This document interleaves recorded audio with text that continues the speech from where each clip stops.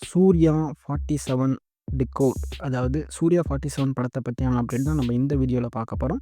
இந்த படத்தை ஜித்து மாதவன் இதுக்கு முன்னாடி ஆவேசம், ரோமாஞ்சம் படத்தை டைரக்ட் பண்ண அந்த டேரக்டர் தான் இந்த படத்தை வந்து டைரக்ட் பண்ணுறாங்க. இதுக்கு சுஷின் ஷாம், ஆவேசம், மஞ்சுமல் பாய்ஸுக்கு மியூசிக் பண்ண அந்த மியூசிக் டைரக்டர் தான் இந்த படத்துலேயே வந்து மியூசிக் டைரக்டராக வந்து கமிட் ஆயிருக்காரு. இந்த படத்தில் யார் யார் நடிக்கிறாங்க அப்படின்னு பார்த்தீங்கன்னா, நஸ்ரியா, நெல்சன் இவங்கள்லாம் வந்து நடிக்கிறாங்க. இந்த படம் முழுக்க முழுக்க ஒரு போலீஸ் ஸ்டோரியை வந்து மையப்படுத்தி தான் வந்து சூர்யா வந்து நடிக்க போகிறாரு. கிட்டத்தட்ட சிங்கம் படத்துக்கு அப்புறமா திரும்ப வந்து சூர்யா வந்து ஒரு போலீஸ் கதையில் நடிக்கிறாருன்னா அது இந்த சூர்யா 47 இந்த படத்தில் தான் நடிக்கிறாரு.